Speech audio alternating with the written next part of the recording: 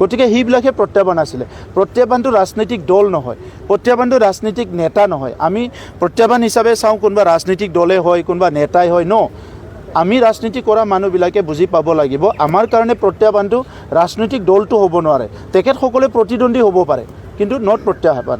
গতিকে जय बर' हारिनि रायजो राजा नोंथांमोन, आङो सिगाङाव दहाय मोनसे भिडिअ ससे क्लिप होबाय। बेनि सायाव गोबां रायलायनांगौ दं, गोबां डिसकासन खालामनांगौ दङ। मानो होनना बुङोबा रिफारेन्सबो जों लानांगोन, बाथ्राया बेसेबां सैथो जामारदों। दिनै BPF निफ्राय बुंदों आलदा बाथ्रा, सरकारनिफ्राय बुंदों आलदा बाथ्रा, आरो गुबुन गुबुन दलनिफ्राय बुंदों आलदा बाथ्रा। दा बेनि गेजेराव जोंनि थाखाय बे पावार प्रजेक्टआ सफैयोब्ला मुलाम्फा दंमारो गैमारा, स' बेनि सायाव सोर गोथौयै सारिजारि खालामनानै नायदों। आरो बि बुंदों बे जुदि प्रजेक्टआव फैयोब्ला माने गोबां बर' न'खरफ्रा गारनानै खारनांगोन, हाखौ गारना खानांगोन, आरो बे हाखौ गुबुन जायगायाव हैफिनगोन होननानैबो आं एसे सिगां मिथिनो मोन्दों ससियेल मिडियानियाव निउस पर्टेलनि गेजेरजोंहाय मिथिनो मोनबोबाय। दिनै बेखौ लानानै पावार प्रजेक्टखौ लानानै दिनै जनजाति सुरक्षा मन्चनिफ्रायबो आरो बड' नेशनेल स्टुडेन्टस इउनियननिफ्रायबो बिथांमोना प्रटेस्ट खालामदों जे बेखौ जाहोआ आरो फैहोआ। आरो ओरै फारसेथिं BPF निफ्रायबो मुनमुन ब्रह्म मेडामाबो बुंदों, बिथाङा मोनसे मिटिङाव सोरनिबा न'आव जिरायनाय मोनसे मिटिङाव बिथाङा डिसकासन खालामदों रामदेबनो हा होनायनि बाथ्रा। बेयाव जों मानि थाखाय होआ, बोरै होआ, मा एग्रिमेन्ट लानानै होनाय जादों, बेखौ बिथाङा फोरमायदों जे बिथांमोना गोसो जाबानो BTC गभर्नमेन्ट होखारबानो खारनांगौ होननानै मोनसे बाथ्रा। आरो बैफोर हाखौ होनायावहाय माने रावनिबो हाया खहा जायाखै आरो रावनिबो न' बां सिफाय जायाखै, बे मोनसे बाथ्रा। दा ओरैहाय अब्ला सरकारा दिनै मानि थाखाय बेफोर प्रजेक्ट लाबोनानै माने होखारनो नागिरखो, कुइसना बे मोनसे रायजो राजाफोरनि थाखाय, नङा होमबा? दा दिनै प्रमद बर'आथ' होनदों खुनु एक एंसि रावनिबो बा जाथिनि हारिनि खहा खालामनाय माब्लाबाबो खामानिखौ मावा होननानै दिनै BTC नि प्रमद बर' सारा दिनै फोरमायदों। दा बेखौ लानानै सोर फोथायगोन आरो ओरै एगेन्स्ट पार्टिनि एबा सरकारनि बाहेरायाव थानाय माखासे दल संगठनफोरनि बुंनाय बाथ्राखौ सोर लागोन? दा कुइसना बे जादों, दिनै पर्बतझरा ओनसोलाव थानाय जायफोरनाखि सरकारजों सिथाबनानै दं बिथांमोना पुलिस सापर्ट दं ना गिनाय दं? कुइसना बे। आरो जायफोरनाखि सरकारनि बिरोधि हानजायाव थानाय बै सुबुंफ्रा, सरासनस्रा रायजोफ्रा, नोंथांमोनहा सरकारनि बुंनायखौ सैथो सानमारदों ना नोंथांमोननि दलनि सुबुंफोरनि बुंनायखौ सैथो सानमारदों? कुइसना बेबो। दिनै नोंथांमोना नायबानो जाबाय। दिनै सरकारनिफ्राय होनदों बे प्रजेक्टआ जानाय लोगो लोगो गोबां मानसि 20निफ्राय 30,000सो मानसिफ्रा बाहाय हाजिरा खामला लेबार मावनानै जानायनि सुबिदाखौ मोनगोन। आरो बे हालामनि रायजो राजाफ्रा बाव साख्रि बाख्रि मोनगोन। नंगौ, मोनगोन। बावहाय जायफोरनाखि बिथांमोनहा बे पावार प्रजेक्टआव खामानि मावनो जयगथा गोनां, स' बिथांमोनहा मोनगोनानो, मोना नङा, मोनगोनानो, मोनगोन। मानो मोना जानो?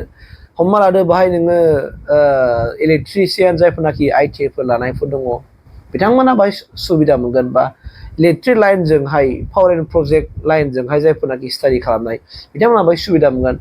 आरो माखासे बाहाय हयथ' बाहाय केरानिफोरनि मानि बाहाय नों सिम्पोल फरायनायफोर जायफोरनाखि कम्पिउटार कर्स गोनां, बिसोर बिथांमोनाबो बेवहाय साख्रिफोरखौ मोना नङा, मोनगोन। आरो बेखौ जुदि BTR गभर्नमेन्टआ जेब्ला डिमान्ड खालामनानै होगोन जे बे हालामनिफ्रायनो साख्रिखौ होनांगौ होननानै, अब्ला निश्चय जयगदा जागोन होननानै आंनि गोसोनिफ्राय मोनदांनायसै आरो दै बे। जुदि बेबायदि खालामनानै होयोब्ला आरो बुंनानै होयोब्ला निश्चय मोनफुंगोन होननानै आं सानो आरोखि। दा दिनै एसे सिगांबो सप्तानै ना सप्ताथामनि सिगांबो जेनोखि जोंना MLA उर्खाव गोरा ब्रह्म साराबो बुंबाय बावहाय गोबां सुबुंफ्रा साख्रि बाख्रि मोनगोन मागोन। आरो प्रमद बर' साराथ' स्पस्त होनदों बेबो। दिनै देख बिथांमोना जोंखौ दिनै बेफोरबायदि बाथ्रा बुंदों, नाथाय रामदेबनो बिथांमोना दिनै आजां गाजां हा हगारनानै होबाय। दा बै हानिफ्राय सरकारा रेभिनिउ मोनदों नामा? कुइसन खालामदों। सरकारा रेभिनिउ मोनदों नामा?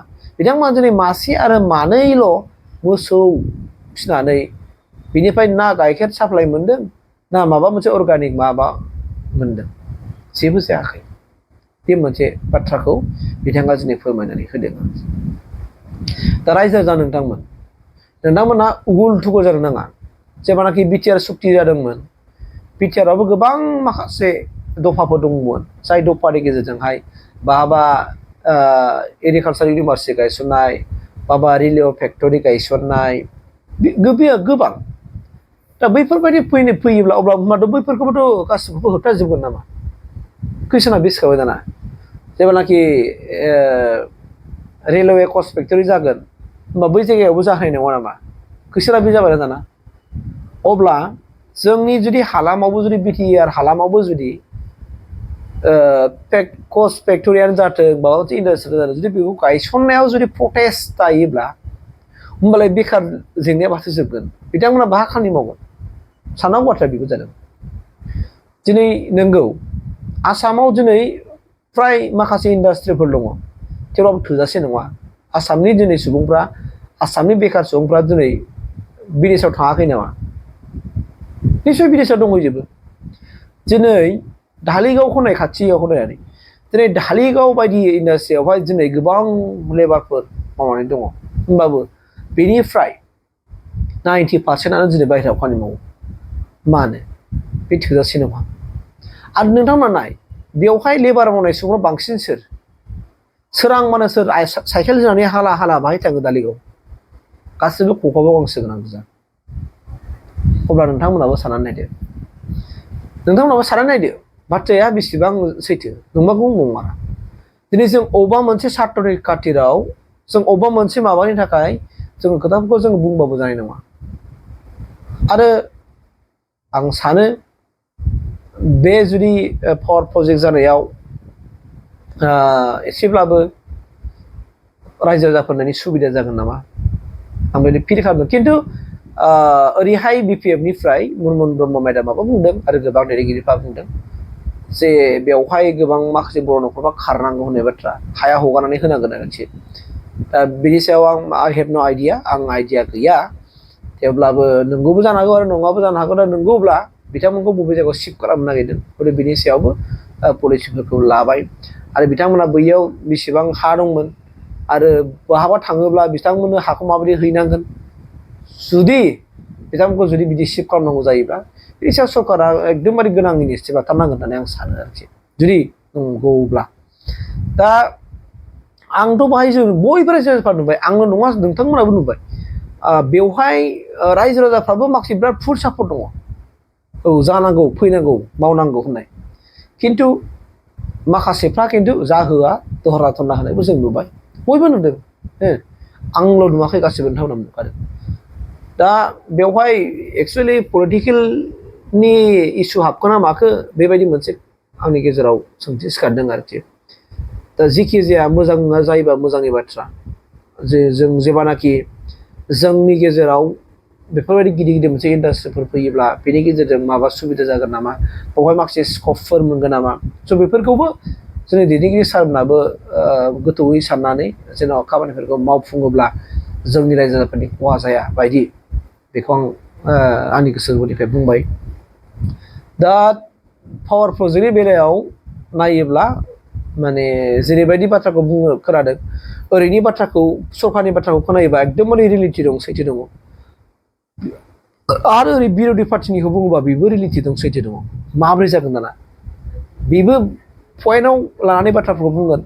बेबो पइन्टखौ नोजोर होनानै बाथ्राफोरखौ बुंगोन दा मोननैनि गेजेराव बेफोरबायदि बाथ्रा बुंलायबाय थानायावनो जोंहा बिराद मोनसे कनफिउसन जायो जों सरासनस्रा सुबुंफ्रा ओंखायनो आं खावलायगोन जे गासैबो जोंनि बर' हारिनि जायफोरनाखि दैदेनगिरिफोर बिथांमोनानो जुदि मोजाङै सानै हनै खामानिफोरखौ मावफुङोब्ला निश्चय जोंनि गेजेराव जौगानाय फैगोन आरो बेकार समस्यायावबो लासैनो जोबलांगोन होननानै आं मिजिंथिदों आरोखि थेंक इउ